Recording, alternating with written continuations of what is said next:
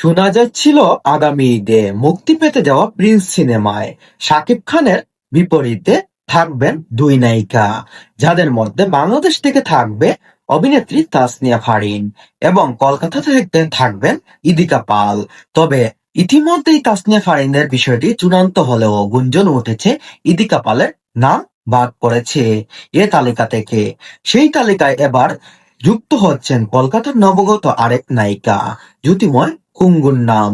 এরই মধ্যে ছবির পরিচালক আবু হায়া নাকি প্রাথমিকভাবে কথাও বলে ফেলেছেন অভিনেত্রীর সাথে। বাংলাদেশের কয়েকটি গণমাধ্যমে এ নিয়ে নিউজ করেছে, কিন্তু এবার ভারতীয় গণমাধ্যম আনন্দবাজারে উঠে এলো একথার বিষয় নাকি গুঞ্জন বলে উড়িয়ে দিয়েছেন জ্যোতিময়ী কুঙ্গু। শাকিব খানের বিপরীতে অবশ্যই নতুন নায়িকা দরকার, কারণ শাকিব খান যত সিনেমাই করেছে সবগুলোতেই তিনি নতুন নায়িকাকে সুযোগ দিয়েছেন। এমনকি নতুন নায়িকা নিয়ে তিনি অনেক ভালো ভালো সিনেমা উপহার দিয়েছেন দর্শক।